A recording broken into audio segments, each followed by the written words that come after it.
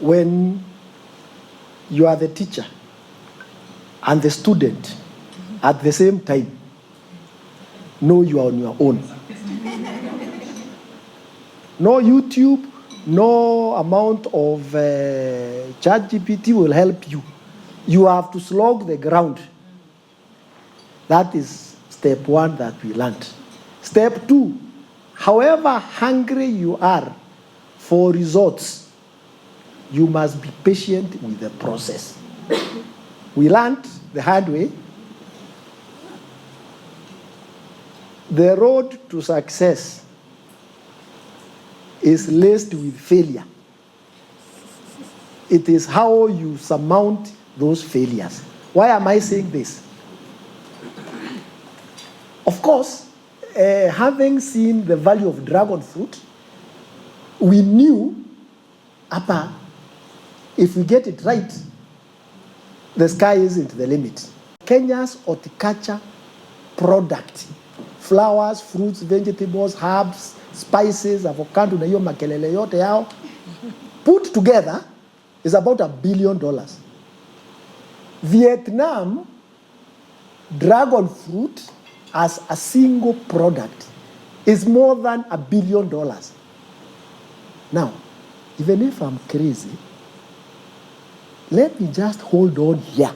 Because when we were planting, people are saying, wewe unapanda macactus. Kinawambia sio yenu ni yangu. They didn't have the insight. Then later, after we've started scaling up, 5 acres, 10 acres, 20, hey, dude, Allah, this thing is happening. Then they start seeing people who are discerning coming to the farm, including certain people who have flags. Waziri wa serikali anakuja na bendera huko in the middle of like nowhere. What is there? Now, that also gives us confidence that we are on course. Scaling up requires tenacity, patience, and a lot of forward thinking. Forward thinking is, what are the global trends? Because you are not operating just in a local environment. And what does the market want? Most importantly, remember, value starts after farm gate. Then you may ask me, so how are you adding value even when you don't even have enough to supply? Simple action of packing it. Packing the fruits in a box.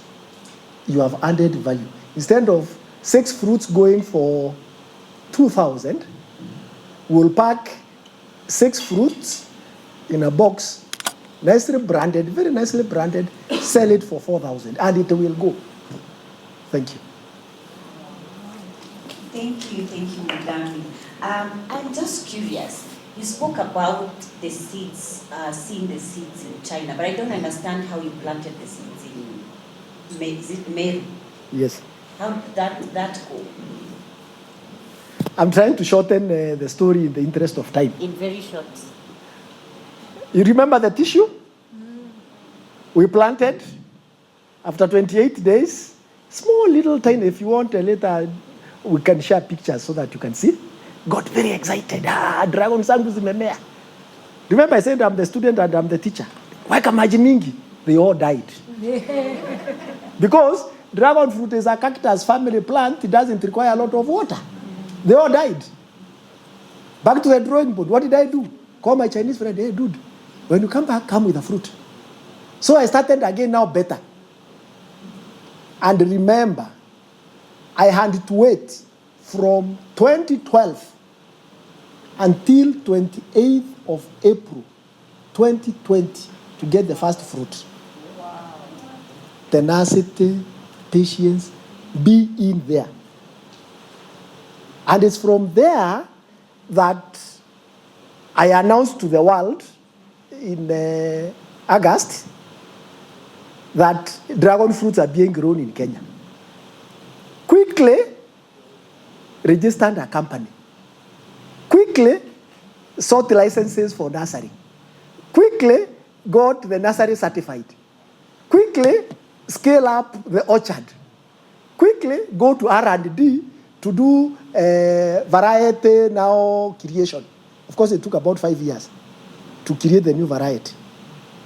And then from there, have farmers, not just in Kenya, but across Africa.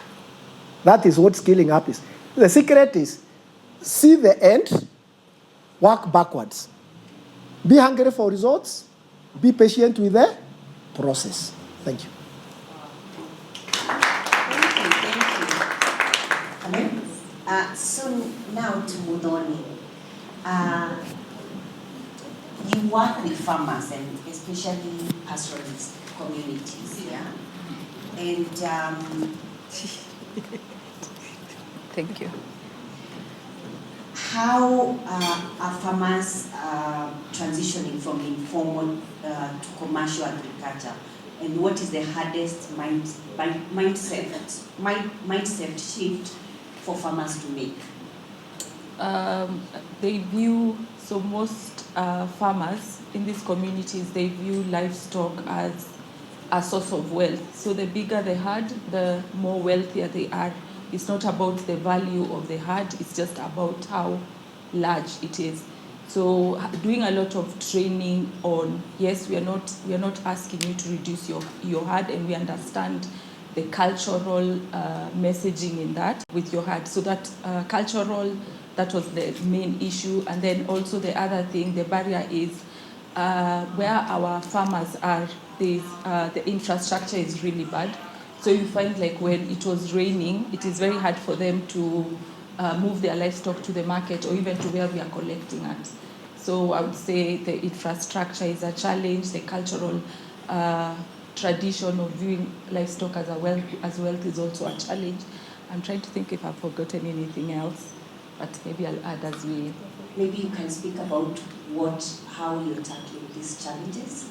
Okay, so as I said in the beginning, the farmers that we work with, we have an agreement where we know how many you have and at what time or at what date will they get to the market. So, but in return, we offer support services.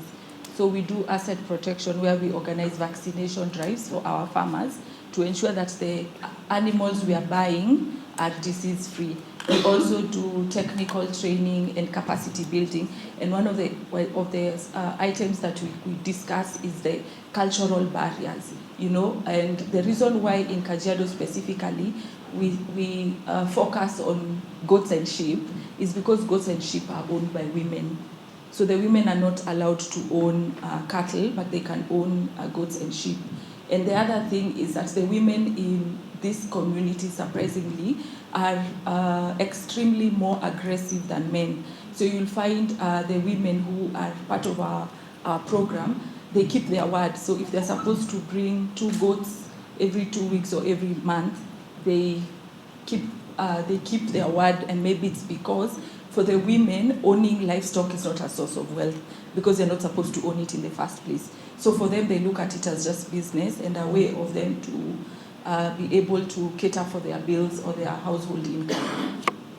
Yeah, I don't know if that answered. Yes, but how many farmers are you dealing with at the moment? So currently we have 4,130 farmers. That's in Kajiado and Laikipia. And future growth prospects? Okay, we are hoping to get to at least 15,000 by 2028. Yeah. Thank you. Let me come back to an issue that I've had. We've raised it a lot as going to affect and continues to affect us as farmers, as people, which is climate change. And of course, agriculture is at the center of all this. And we've seen even from the latest floods and even droughts that climate change is going to hit farmers harder and harder, and all of us. So, Mr. Mugambi, what are you doing practically to help farmers you work with to adapt and still be profitable? Let me tell you something in my journey. if you fight nature, you are doomed to fail and fail very hard. But if you work with nature, you are about to succeed and succeed very well. Therefore, climate change is real. Droughts will come, rains will come, floods will come. But what do you do? Now, we are farming dragon fruit. Dragon fruit is a climate-smart plant. Why? It's a cactus family, doesn't require a lot of water. So why should I fight nature?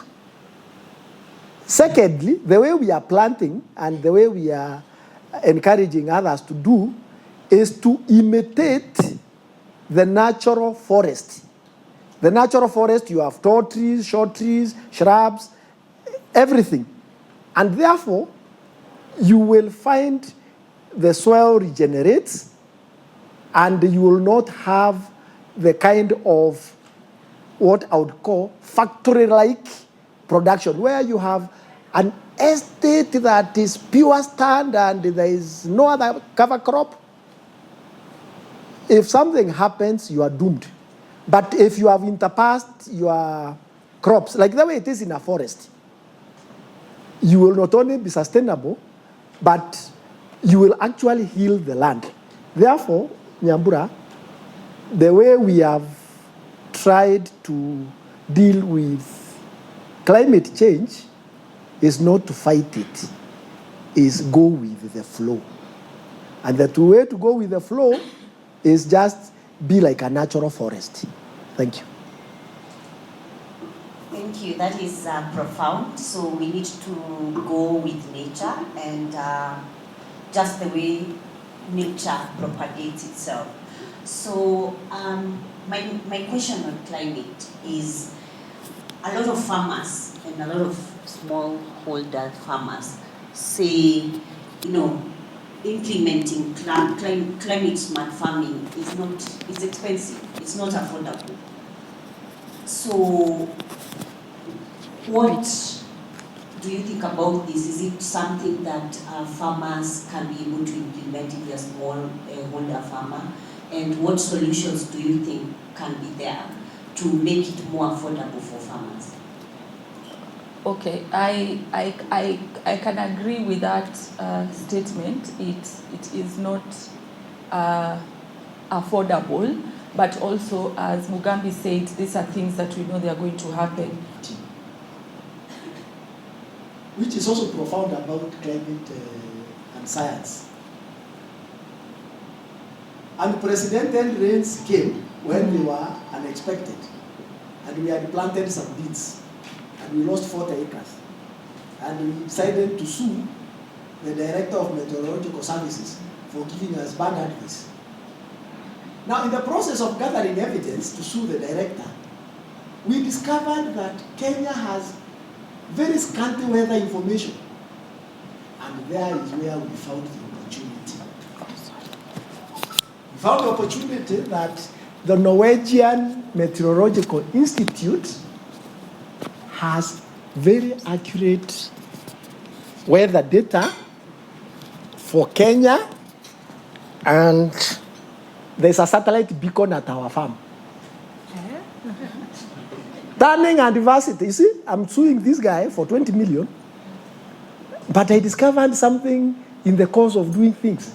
Therefore, we are now able to get very reliable weather data at the farm. So I sue them. But in the course of that, we found that we can get reliable data. Now, with reliable data, you will know when not to do certain things. Another very important thing about farming, if you are doing irrigation for your plants, when, what time of the day? We discovered at the farm, the hottest time of the day is not midday. The hottest time of the day is 4 p.m. So you avoid harvesting at 4 p.m. You avoid doing anything at the farm at 4 p.m. Do it from 6:30 in the morning or 6:30 p.m. Very important to have science-driven decision making. Another very important thing, which we may ignore. Something called isotropic solar radiation. Don't worry a big term. It's just called heat index. Certain crops require a certain amount of solar radiation to get the fruit to certain maturity. So we take advantage of that, get the solar radiation levels, know when to harvest certain types of fruits. It's very important to have science-backed decision making. Thank you. Thank you, Mugambi. I'm seeing now that as a barrier because how will my mother in the village, who is a smallholder farmer, know? I can't even pronounce what you have pronounced. I mean, is this not more challenges now? A challenge looked at closely is actually an opportunity. Your mother, manke see, manke do. Your mother see what we do, then do.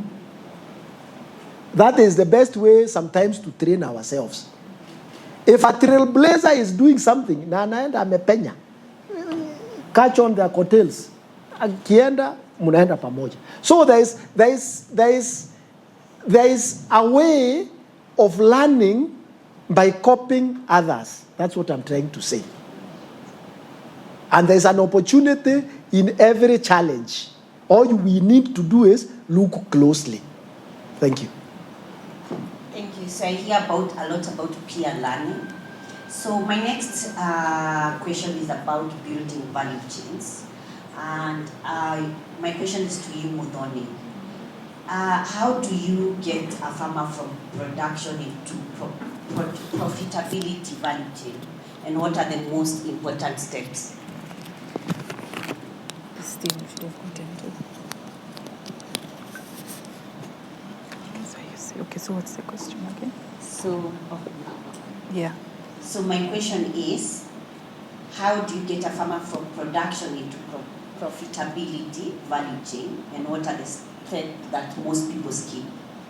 Okay, so for us, I'll just give a literal example. So from production to the market, number one, we tackle production in terms, again, using science.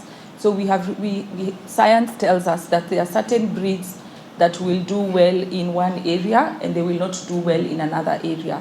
So by training, we are able to train our farmers to focus on maybe dopa instead of goats, or maybe blackhead instead of dopa. That's number one. Number two, as I mentioned earlier, because we have training, we are able to train our farmers, okay, it's just about to rain, make sure you do deworming, harvest your natural grass and store it however you can because drought is coming. So we deal with production at that level. And then the next step is conditioning for the market. So we look at a farmer's herd and we say, okay, so what you have is good for the local market. We teach them how to keep records and how we are going to offtake eventually. And then the other thing, which is also usually a challenge, is for them to restock what they have sold.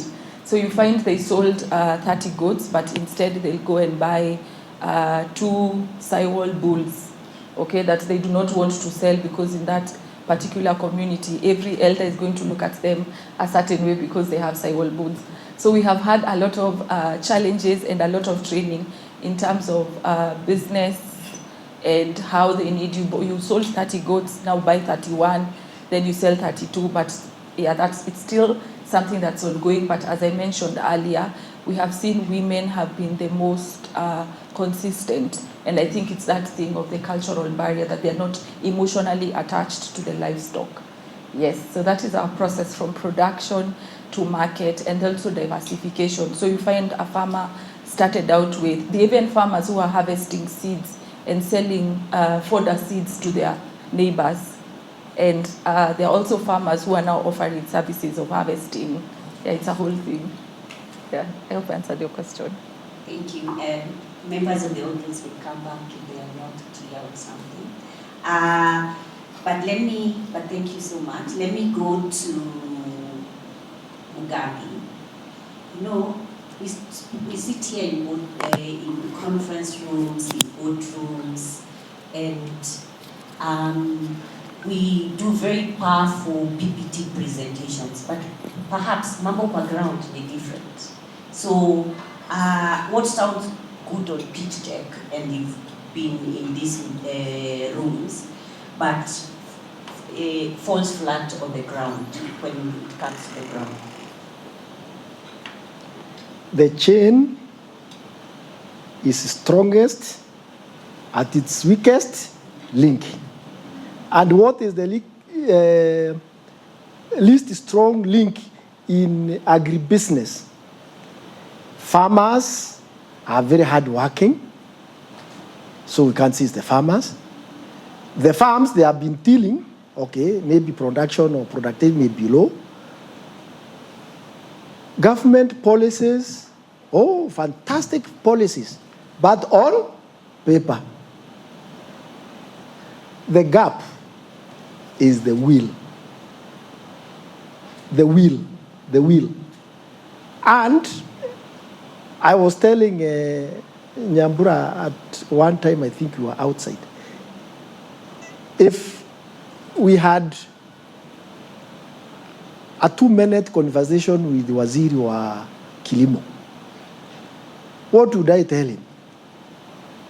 There are no systems. Then you'd ask, there are no systems. No, we are policy. We are la la la. Listen, all of us, from your Form 1 to Form 4, from your Standard 1 to Standard 7, Standard 8, and so on, you are required to learn English. And I believe in high school, you are required to go with a dictionary. Right? But home science, agriculture or agriculture economics, agriculture, entrepreneurship, those are alien words. You can speak good English. But if I asked in this audience a plant called Kikuyu grass, what is it? Where is it found? How about it? Go to Australia. The best lawns, tough grass for football fields is that Kikuyu grass. Nyinyi hapa Limuru ni ng'ombe wanakula. Why? Because we've learned not to extract value from what we have. Why? Because of the way we have been socialized. Because of the way we've been raised. One of the presenters, I think, talked in the morning about the fish and something about men and so on. When we were growing up, farming, and maybe some of you can relate with this, farming was for wala wana kitu ingine ya kufanya. I don't know if that happens or happened. Yet, every one of us here has to eat. Now, look at that problem like this. What can I supply to that market? Pick. Sio mahindi, si maharagwe. What else? And if you look carefully, farming is an extremely profitable business, but not at the farm gate. So, Nyambura, the issue is not at the farm gate. It's past the farm gate. The farmer or the entrepreneur in agriculture must learn to leave the farm gate outwards. Waziri, if I'm addressing was the Waziri, farmers must be supported, educated, and the system must learn farming is not at the farm gate. Farming iko kwa soko. Thank you. Asante sana. I hope Waziri wa Agriculture amesikia, sio mimi. But you've preempted my next question. Since you have taken on the policy issue, I would ask Budoni, maybe she can add something on what policy gaps exists, and also your main question would be to the financial institutions which are key in this whole mix of farmers getting the right capital to be able to grow their businesses. What would you say are the gaps that exist, and what solutions? Okay, so maybe I'll just add onto what Mugambi has said when he said value starts outside the farm gate. So for banks and financial institutions, they need to understand the production cycles or the livestock cycles and the cash flow cycles. And then the other thing, you find that there are scenarios where they are offering products to maybe feedlotters, but they should look at every step in the value chain. So there's the transporter, there's the farmer, there are so many products to finance, and maybe that would ensure that the cycle between production to market is seamless if everyone is able to get a way to scale up whatever it is they're doing in the value chain. And also for people who are at the other end of the market, you can get their opportunities in abattoirs, cold chain, and you find that what we export as Kenya is repackaged to the countries, in the countries that we export to. So we export Kenyan meat to an Arab country, and then it is repackaged to that it came from another country, because we don't do any value addition. So that is also an opportunity for the financial institutions to not just look at the feedlotter, or, you know, and then also to look at other forms of collateral, because it's just, and I think that starts with understanding the business and understanding exactly what happens from beginning to the end, not just being seated somewhere and assuming you understand how it works. Then you're not able to come up with a product that actually solves a problem. Okay, so you're saying that if I'm a farmer in Kajiado and have goods, I can't walk to a bank and get a loan? With what will be your collateral? The goods. I don't know. If you know, it doesn't happen. I don't. I'm just asking. No. How would that work? They keep the goats, or do you leave them at a yard? I don't know. So what you can get is LPO financing. So maybe you're supplying a certain abattoir, so you can get LPO financing after you've supplied. Remember, you need money for transport, you need to pay for your inputs, you need to pay for your herdsmen, you need to pay for all those things. But they can only finance you at the point where you have supplied, and then they give you an LPO advancing. But they're in the middle, unless you're a feedlotter or if you're a transporter, you get a facility for your truck. So they need to understand the entire value chain and see what problems they can solve, because there's money to be made. We eat meat every day. Yeah, so there's money to be made if they just understood the business and what products to finance, what is secure for both them and the people in the different parts of the value chain. So what you're saying, they don't understand the livestock business? I think most people assume they do. Even as I said in the beginning, I was exposed to commercial livestock farming, but I was still not exposed to the aggregation model I am doing right now. It is not one size fits all. Every community or every area has their challenges. You know, even the weather is different. There are places that are raining and there are places that are not raining. There are people who are able to get into fodder production because the climate is friendly. And maybe for certain areas, they should be encouraged to get more into forage as opposed to keeping huge herds. Then they can support the communities that are able to keep huge herds and do an interchange. So this county is known for forage production. This county is known, you get what I'm saying? Yes. Yeah. So I think that would be helpful if the financial institutions understood the different areas of the value chain and also come up with products that would be able to unlock certain things. Yeah. Okay. Thank you. So we are about to wrap up our conversation, and my final question to you, We've spoken a lot about the challenges, the barriers, what needs to be done, but clearly you've been doing this since 2012, and there must be something in the water that is making you keep on going. And I'm just wondering, what gives you hope for the future? Kenya has 50 million plus mouths. Tosha. If I said in the beginning, I feed people, discerning consumers, those who are more health conscious, correct? I use some terms, so I was discriminating. Out of the 50 million, if I were to get only 1%, only 1%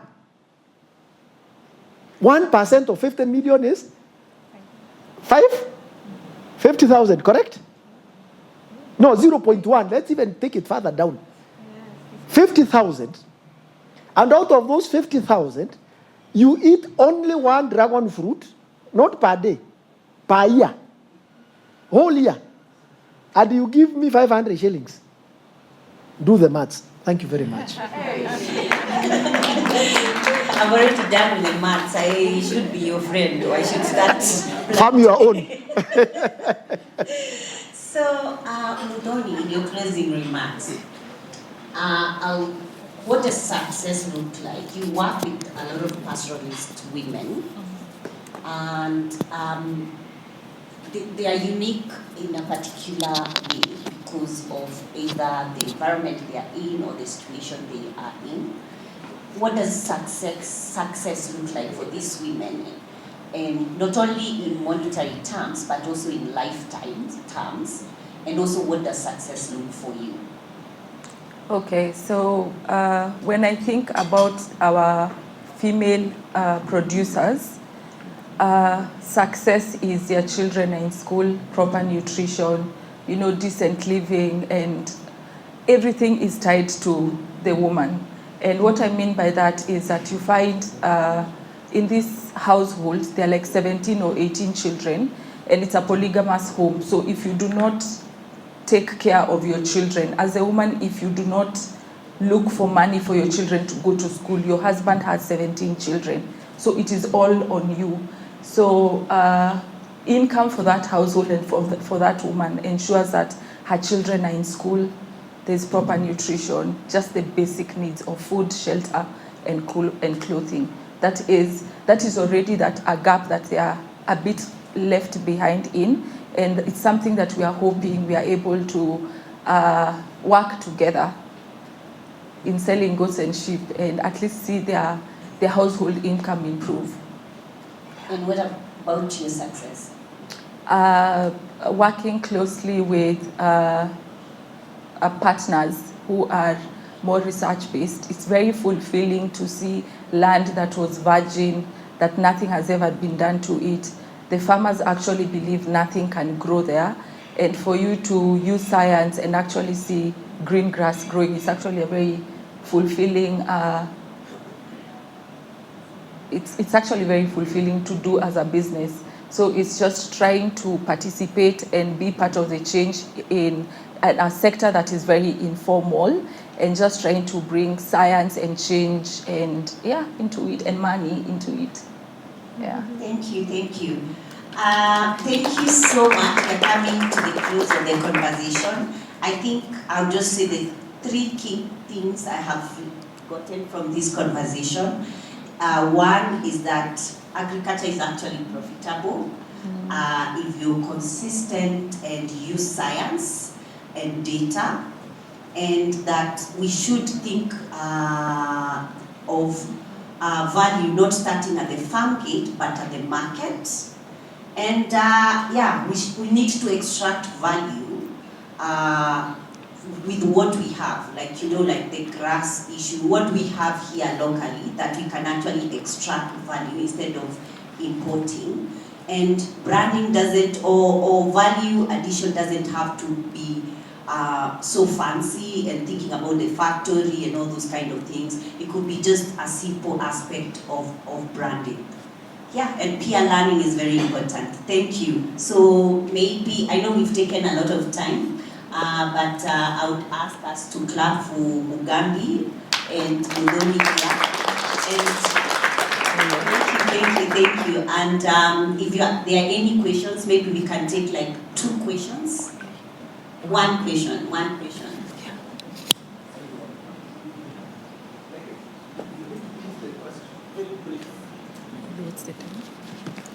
I'll be very brief. So, question to each of the participants. First, I think for the Dragon King, as they call it, he's forgotten the most important thing. So, I'd ask him to talk about his having recently patented and registered his own variety and what that means for him and for the country. And then for the lady, there's a World Bank program, Drive, that's supposed to be working in that magnitude. Has it really made any impact or not? What do you think of that stuff? Thank you very much. Patenting variety, and what does it mean? If any one of you has been to Philippines, Vietnam, or generally Asia, and taken coffee, most likely you took Ruiro 11. Okay? So now it's our turn not to be the ones going out of the country to take Ruiro 11, but now we have our own dragon fruit variety developed in Kenya by Kenyans for Kenyans, and because of its characteristics, it is supposed to fetch one superior money in the marketplace and become a global brand, just like the way Ruiro 11 is. The hows and the whats, I'm open for us to discuss. It is something that is very fulfilling and shows the way other businesses in agriculture, just like any other entrepreneurial program that you may have, there is a lot to be had. Incidentally, maybe there's something I should not say, but okay, away from the camera. That piece of paper is valid for 25 years. The value of that alone is over $100 million. Wow. Okay. I have no answer. Maybe I should come up with a noted sheet. Yes, I believe that too. Yeah. Okay, so just to answer in regards to the Drive project, yes, it is. You don't have to be nice. Okay. Yes, it is. The program is actually solving a lot of issues, but in certain areas, we have to meet them where they are. So you find this person does not go to hospital, does not have medical insurance, yet you're telling them to insure their goods. So it is not that it is not working. It probably needs a bit more time for it to work everywhere. Yeah. We could probably take one question again. Oh, God.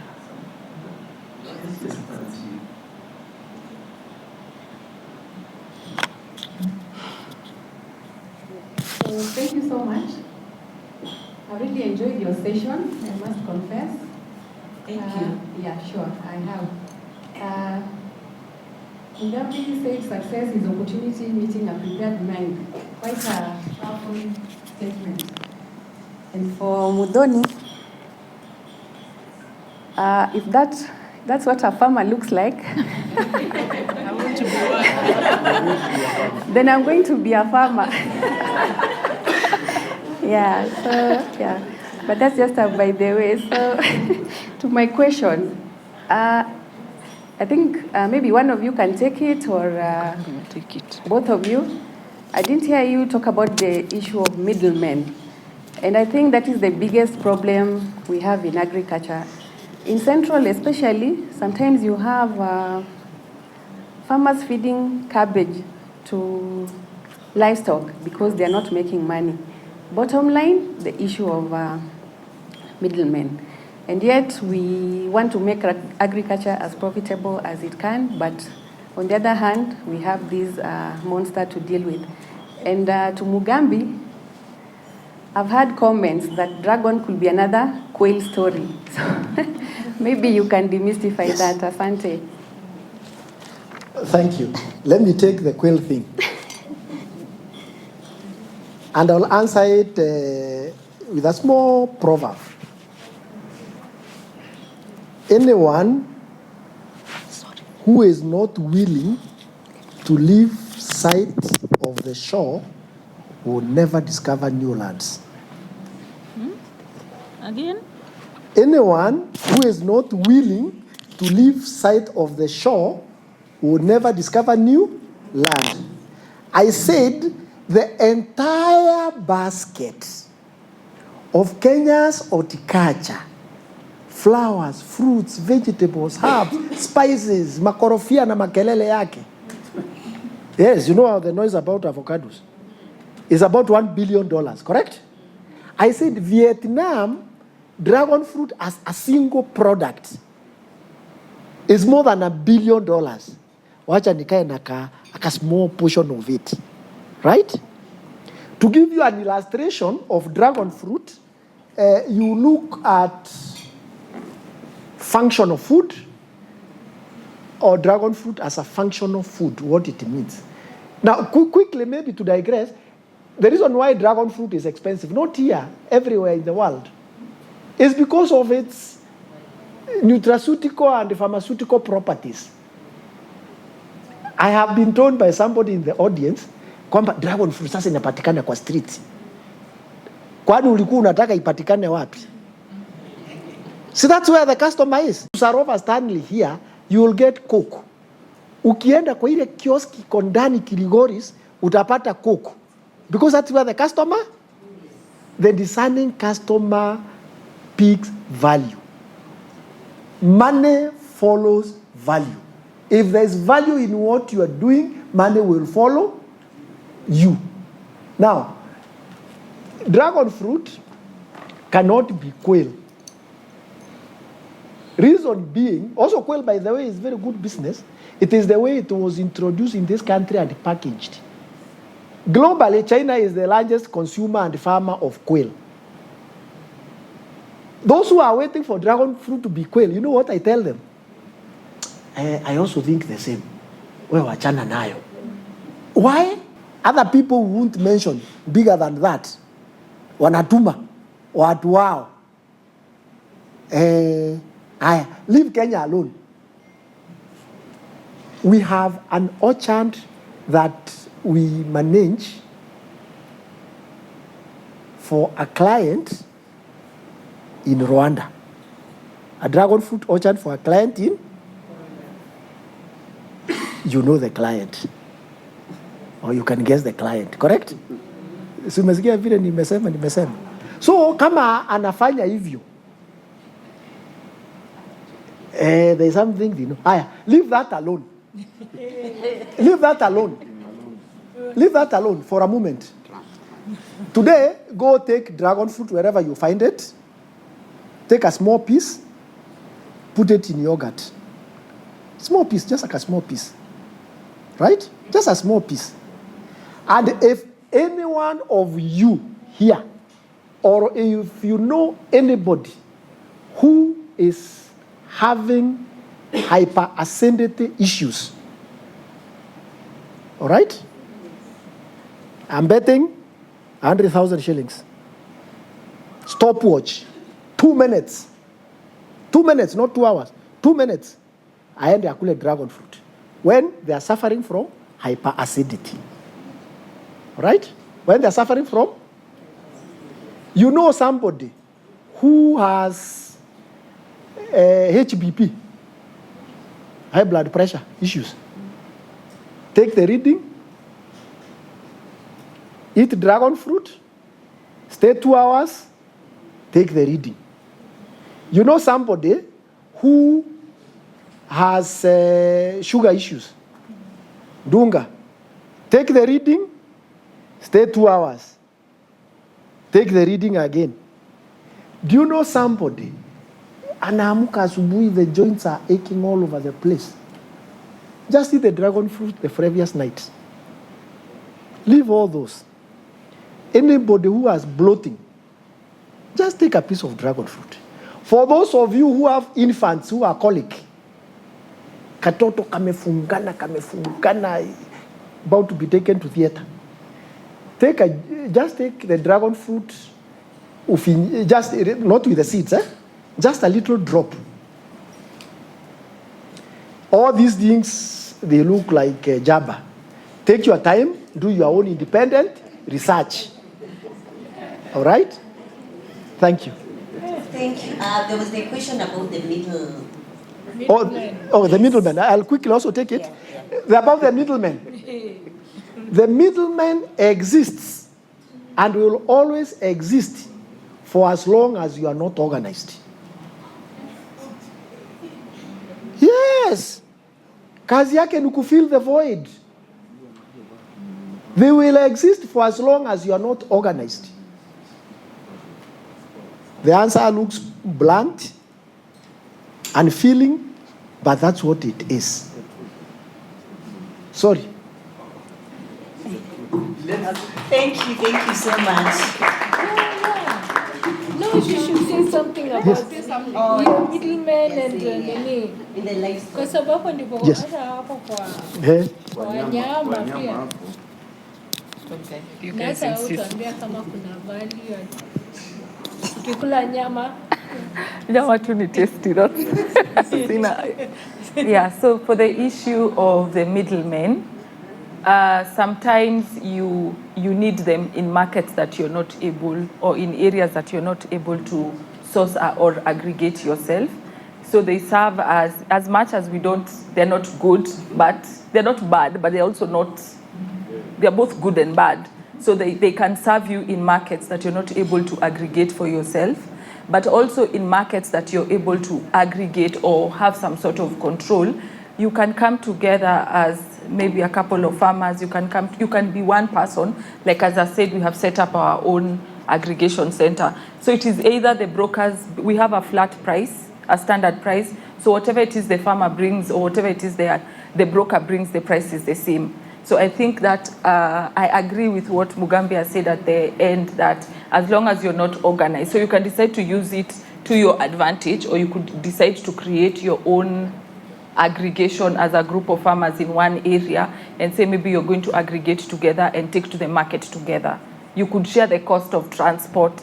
Like, it's not impossible if people decide they want to do it and they want to get to the market without the middleman, because it's just transportation or whatever it is, the cost that you need to transport whatever it is that your product is. So you find, like, for people in the livestock industry, in areas that we are not able to, let me use, like maybe we are not in Isiolo, so we have other livestock companies that we work together and we share a truck. But most of all the animals that we have brought, we have not sourced ourselves because we do not have roots in that area. But we work with brokers. So they are good and they are also bad. Like, it's depending on how you want to look at it or how you use it to your advantage. Yeah, because you also can't be everywhere, sourcing everywhere. Yeah. Oh, let's appreciate it. Chickens could talk and we could sit here till chickens come home.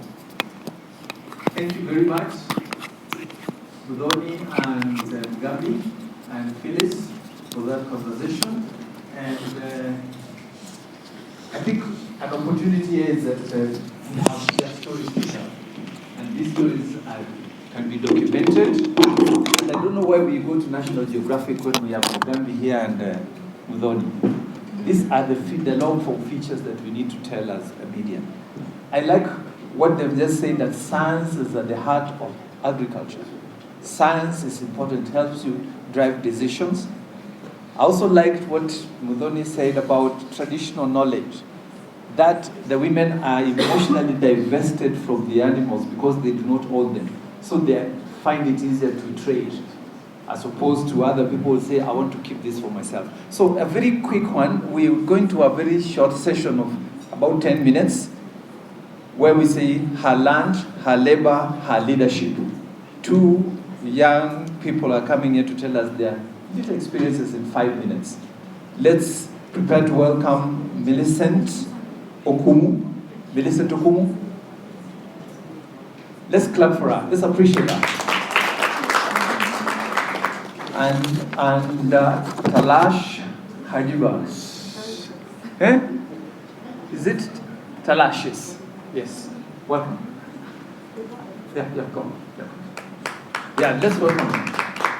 Let's give them 5 minutes each to tell us their story. Their story.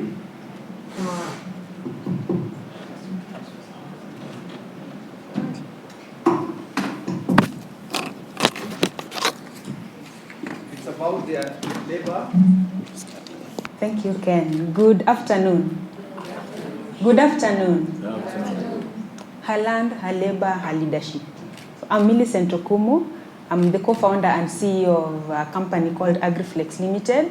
And before I tell you what we do at Agriflex, I would want you to think of this. You are a smallholder farmer. You are a woman. Then there's a project that comes to your area. You register your land. You get free certified seeds. You get training. You get access to credit to access inputs. And then at the point of harvesting, there is off-taking. Then at this point, your husband comes.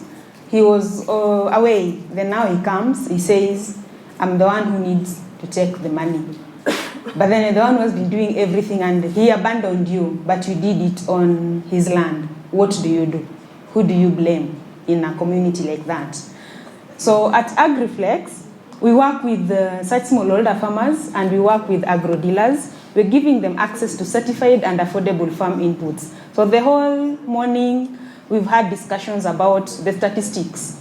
I won't go into the statistics, I will go into the solutions. How do we do this? We ensure that when farmers want to plant like now, they have the right seeds, they have the right foliars, fertilizers, they have the right crop protection solutions. And for the agro dealers, they also have access to credit. So we also give them these goods on credit. And on top of all of these things, how do we do this? We ensure that we have a mobile app that is interactive and ensuring that all of these actions are done through the systems. What we do also is we do a lot of extension services because there's the education gap. Farmers need the right information at the right time. You can give them the inputs, but if they don't have the information, there's no point. It won't help them. Actually, when we heard about Mr. Mugambi, he talked of planting his dragon fruit, but during irrigation, he put more water. So extension services ensures that farmers know what to do at the right time. We also help them access drone technology to use on their farms, and the drones help them to reduce on cost, reduce on time, and improve productivity. So for example, we have a farmer who plants 20 acres and then they do potatoes. When they want to spray, they always use 2,000 liters of water. But when you're using drones, they only use 200 liters of water. So over 90% saving just on that alone. When you come to the inputs again, they will be able to use it precisely. So we've worked along with farmers, we've worked along with agro dealers to ensure that agriculture is profitable and it is bringing back dignity. Because again, from the conversations we've had here in the morning, the women are at the forefront. When you go to do farm demonstrations, when you come, you call farmers together, the women will always come. The situation is different when you call agro dealers. Now these are businesses because agro dealers are they're selling inputs to farmers in 1, 2, 3 pieces in your neighborhood or in the locations where they are. So men are many because now it's about business and then now they bring money. The women you will find them coming, but most of them, their names are not in the documents. So even when you want to provide again legal support, you realize that they are not there. I can see lunch tickets are being distributed, and I'm here to talk to you about garbage and insects. So, poleni sana. So, my name is Talash Haibas. I founded and I run a company called InsectiPro. And in 2018, I graduated with a degree in agriculture because, as Mugambi said, everybody needs to eat. So everybody in farming will always have a day job. Whether it's profitable or not is up to the decisions that you make. And when I graduated, I wanted to come back and actually work in Mudhoni's industry and grow livestock. I did not want to grow cows because they're big and they take very long to grow. I was left with white meat, either poultry or fish. So chicken are also quite smelly, and which is funny because I now work in garbage. But then I thought to myself, fish make a lot of sense. So when I was doing my business plan of how I wanted to start a fish farm, in Kenya we have clean water, we have good climate, cheap land, cheap labor. All the factors are conducive to us being able to grow our own fish, but yet we're not able to do it competitively because of the cost of feed. So feed makes up 60 to now almost 80% of the cost of production for a farmer. And the most expensive part of feed is protein. So we left protein to come and find ourselves back in protein. So I am a student of Google and YouTube. So I typed in, what is a good alternative protein to soy in animal feed? Like 100 options came up. You know, you click on one link, you click on the second. Okay, that one is not interesting. We're not going to do algae because I don't want to live in Kilifi. You click on the next one, it's moringa. That means I have to move back to Kajiado. No, that's not going to happen. Then I think on page 82 or something, it said the black soldier fly. So, you know, you click on one link, you click on the third, the second, the fourth, and all of a sudden it's 5 a.m. in the morning and you're like, why is nobody doing this? So the black soldier fly is this tiny fly, but it starts its life as a worm, and it's able to eat garbage and transform that garbage into high-value protein for animal feed, replacing fish meal and soy. And its poop is very good fertilizer. I mean, the scientific word is frass, but it is poop. And I started out thinking, okay, this is incredible. Luckily, both my parents are entrepreneurs, so they asked me, where's the market and where's your input? Nairobi does 3,000 metric tons of organic waste a day. If you include Thika, that's 6,000 metric tons of organic waste a day. I literally, as a very confident 23-year-old, went and knocked on random people's doors, people who are in food production. I said, hey, what do you do with your garbage? There's one company that makes chips, and the guy was like, hizo truck zote hapo zinaenda Dandora, nizitume wapi? I said, calm down. We're not yet ready. So the garbage was there, available in many kilos. The next question was, is there a market? So I went to one of the biggest feed millers in the region, and I said, hey, I want to grow insects. And the guy said, yeah, well, can we get 500 tons? And 500 tons is a big number in kilos. And I said, oh, per year? Then they're like, no, per month, and we'd like that order to go to 5,000 metric tons. And after that, I left that meeting. I went straight to Stipe. I got the starter kit, and I started growing insects that day. So as Mugambi has said, a lot of challenges we faced, but we're 8 years down the line. We last year did 32,000 metric tons of garbage into our facility. That saves X amount of carbon. We've worked with 80,000 farmers, and we're on track to work with 240,000 by the end of this year. We grow a lot of bugs. We do not look like typical farmers, but my gumboots are in the car, and I'm sure Mudhoni's gumboots are also in the car. And yeah, building our third location this year. Okay. Very inspiring. Very inspiring. What it takes is just to think out of the box into the box where you get the money. Think out of the box and finally get to the box where you can pick the money. So, what did it take you as you got into this, and what other challenges did you experience, and what would you tell the people who want to get into that kind of garbage business? Tears, blood, sweat, and determination. No, as I think Mugambi and Mudhoni have echoed, they are gray areas. So anything involving innovation or a new way of looking at things, you kind of are finding your way by yourself. So for example, they're now my friends, but in 2021, if you asked me my opinion about NEMA, I could have ranted for an hour about how horrendous it was. But they did not have a category for us. So we were not garbage collection, we were not manufacturing, we were not a farm, we were not processing. So what I did in the end, I wrote a 534-page report about how we are every single one of those sections, so they could give me my certification so I could move on. So I think regulation still has some time to catch up with all the science, technology, and innovation that's going on in agriculture. Regulatory, the industry is still young. When I tell people, meaning mshamba wa inzi, then they're like, okay, that's a bit crazy. Are you sure si ng'ombe? And I'm like, no, ni inzi. But It's taking some getting used to. There's a lot of ick factor around it, especially ick factor because their input is garbage, but connecting the dots of, oh, garbage is free, garbage is thrown away, there are productive things we can do about this. It's becoming less and less crazy what we do. Thanks for Millicent, the same question.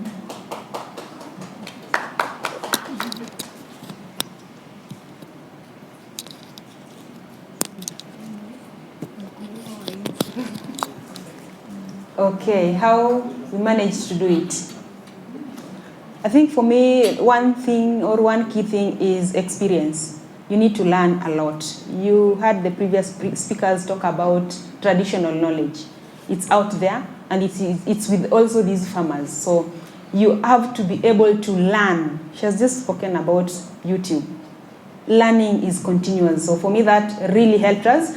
And the other thing is, I think for women, the standards, whether we agree or not, the standards are always much higher, much higher. So I say excellence is non-negotiable. You have to prove that you can do it. If you find two people, a man and a woman, doing something similar, it might be very easy for someone to believe that the man will succeed. But the woman, you will have to show them, you will have to prove to them that it will work. And then, so for me, what has also worked is putting yourself in the shoes of your customers, putting yourself in the shoes of the farmers. It's now raining, which means some people even wanted to plant, they can't plant. Or you planted yesterday, or you even sprayed your farm yesterday, and then you wake up, then it rained, or it's raining while you're spraying. So how do you ensure that you're also bringing solutions to them that work? So for me, that has been at the center of what we're doing. And finally, I will say partnerships. Getting access to the right partnerships will also unlock for you funding and will unlock for you endless potential, as I come from Homa Bay County. Thank you. Finally, in your own businesses, and you also mentoring other people, bringing out people to be the next people to succeed in the next year. Young farmers, young entrepreneurs, yourself, and then. Thank you. I think this is always a very interesting question for me, because for me to be here today, there are women who have also mentored me. There are women who opened doors for me. So how do I give back? Part of this year's theme for International Women's Day is give to gain.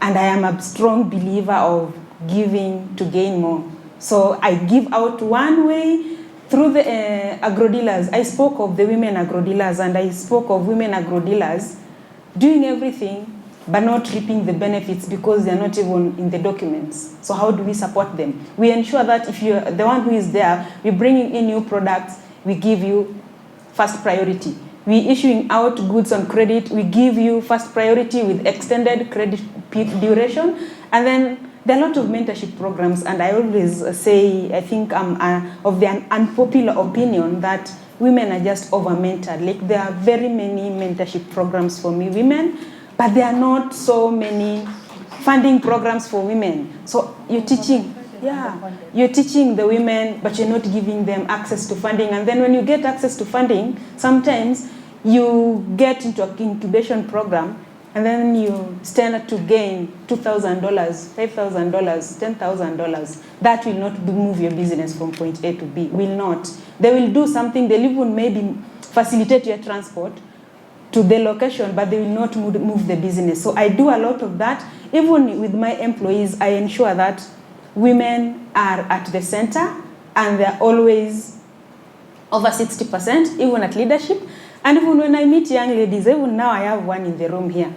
She wants to be someone in the future, an entrepreneur, and I'm ensuring that she's in the right rooms, meeting the right people, listening to the right stories, and getting motivated to ensure that she's also able to become the next employer. So a huge part of my work is ensuring that I show the other women that it's possible, and then I also lead them into the rooms and ensure that at the end of the day, I can count 5 successfully, again with support that is including funding, because without that funding, regardless of what we do to the women, we are wasting time, unfortunately. Thank you.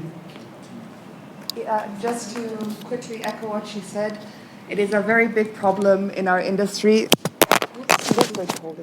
that women are overfunded and over-mentored and underfunded. It's something you see time and time and time again everywhere, and it's quite annoying, and that's can go on a whole rant about accelerator programs. I am quite lucky that my entire management team is all women, that we are all quite young. The average age of my company is 31, now 1 year older than me. We mentor everybody. What we're seeing, which is also quite interesting, is a lot of small businesses popping up around our business to support our business. Like the welder who comes fix our machines is a woman. He's scaled quite a bit because our machines keep on breaking, which is not a good thing, but we are happy for him. The ladies who make our coveralls, they have grown quite a bit. They went from a sewing team of 2 to a sewing team of 5. So what's happening, the growth around our business to support our business has been quite interesting. And we mentor those people. We give them the financial help that they need to be able to succeed. When the sewing lady Mercy came and told us we need another machine, we helped her buy it. She paid it back as she delivered our coveralls. So take-home message is over-mentored, underfunded, and agriculture is now innovation, technology, and science coming together to make a profitable business, and that's how you look at the future. Perfect. Let's appreciate them.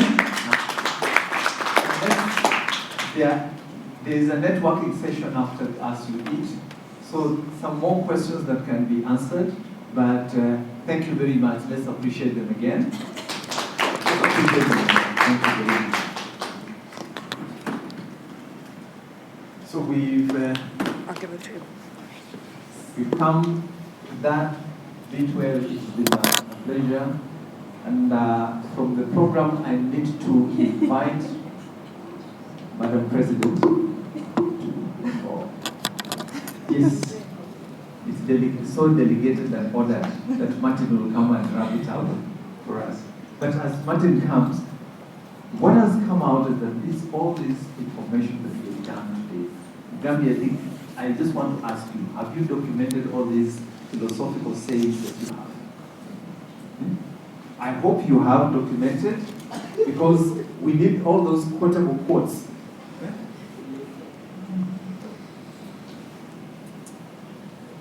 I'll tell you something. I've been called stupid, not once. Why? Yes. And I've been called stupid by people actually who want to help me. And I agreed. The reason why I'm being called stupid is, you have such an interesting story. Why have you not written it? Then I say, I'm writing. What are you waiting for? I was taken to Germany by DHL. After DHL taking me for a 1-year international master of business in international business at their cost, after certain thing happened.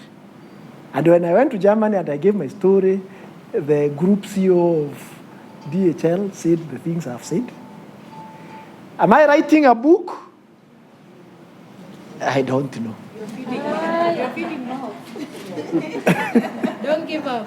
We are here. We'll help you write. Mugambi, before he sees, I'll tell you, the writers are here. This is an opportunity. In the networking, they will do your story, how you come. But there's one thing, that you cannot do any business, even agriculture, without knowledge. I saw you have an LLB, you have a BSc. And more. And more. Level of training? Bachelor's. Millicent, college graduate? Yeah, I'm currently pursuing my master's. You see, knowledge is not an option. Whatever you do, knowledge is not an option. Because you need information, you need to know how to do it. And for the Mugambi, the editors are here. They will write your book and they give you information. Who knows Lloyd Igane? Huh? Who knows Lloyd Igane? I finished my story. Okay. Welcome, Martin.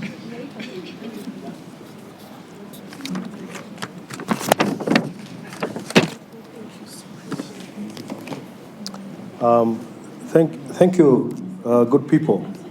Before I wrap up this wonderful session, I wish to recognize one Amy, who is the program's head at Kenya Editors Guild.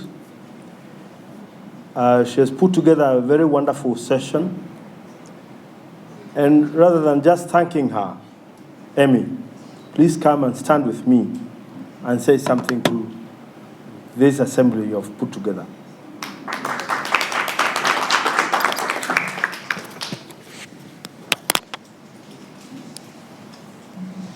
Thank you. I think I'm just really, really happy how this has gone. I am excited by the conversations and the enthusiasm. For me, this kind of work is always close to my heart, you know, building, opening opportunities and telling stories around impact, and just seeing, you know, what people do in their own spaces, doing amazing things, and some of those things never getting the light of day. So at the Guild, we are passionate about doing that. We're also passionate about helping the media understand the other stories better, the stories that make us human. So really happy about today, and thank you everyone who came.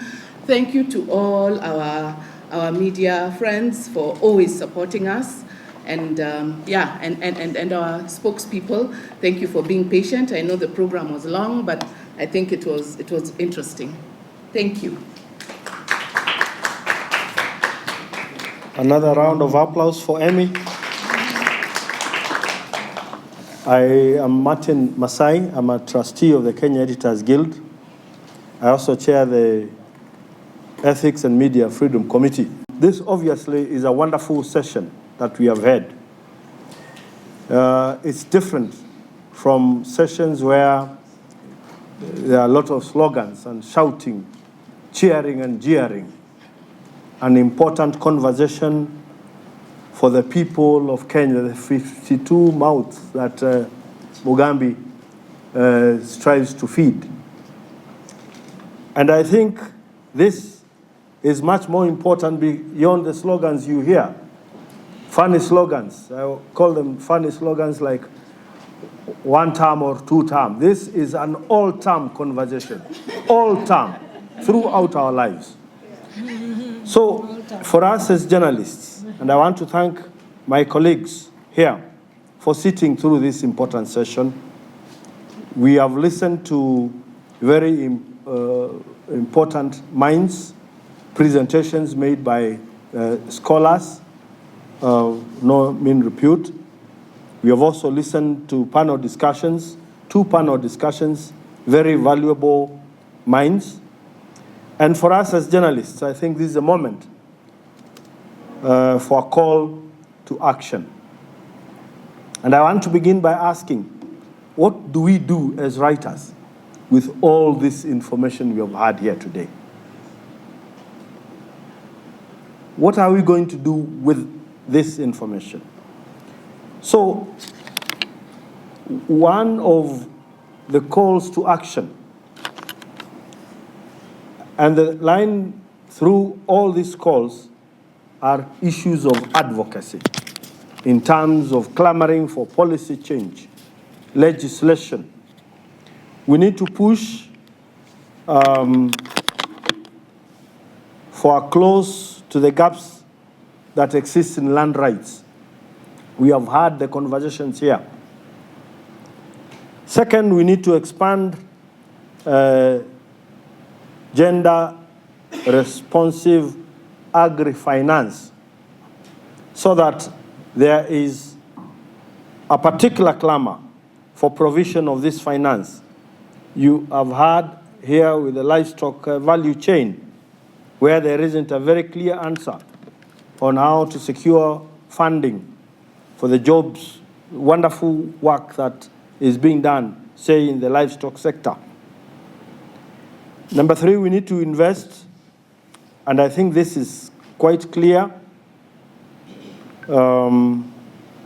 a pledge that the media people need to do in all this, investing in digital inclusion, so that those whose hands are forever being soiled to feed this nation are included in digital spaces and conversations. We need to use gender desegregated data to clamor for the availability of this data and use it to the advantage of expanding food provision for the people of this country and beyond, and looking at the hands of women in this conversation. We need to profile women-led agro-businesses. We have had here things I've never had in my 42 years as a journalist. These things have just come up now, but I guess they have existed in ways that I couldn't also comprehend at my time. And seeing the new faces here, the young faces here, this is your time to run stories, to profile women-led agribusinesses. We need to investigate the policy gaps that are existing in virtually every conversation that has been here, right from the presentations and the two-panel discussions. You can hear policy gaps that do exist, and we must do advocacy to close these policy gaps. Another call to action, we need to end stereotyping in our storytelling so that it doesn't look like women can only do this in our society. Yet, you've heard the percentages of women whose hands are in food production. We need to build partnerships, if you ask me. And I think if you're a journalist here and you have listened to these very valuable minds, I hope you'll have new sets of contacts to look at how you can build partnerships between yourselves as writers, your media houses, so that you can tap on this knowledge that we have had here today. Let it not happen that this kind of knowledge base is going to flow into the streams like the rains that are just falling and going all the way to the Indian Ocean to waste. Please tap this, and the best way to approach this is in form of partnerships. And the 10th point here that I have noted here, I've listened to Mr. Mugambi, I've listened to the professor who was here, and right across there's a thread here. We need to exploit science, the knowledge base that is created by science. Research, we must exploit that as writers, because that exists for a purpose. And if we just want to sit out there, do our stories without the depth of knowledge provided by science, will not be doing justice to our profession. And so with those very few remarks, this is a call to action. Journalism, as you know, has a first set of informing, educating, and entertaining. Time has come for us as journalists to call our audiences to action.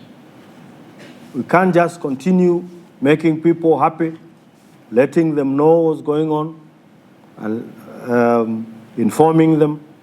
We must find result in our work, and that result will come from a call to action. And so I want to end with an announcement that I know the more I talk, the more I continue to sit between you and your lunch.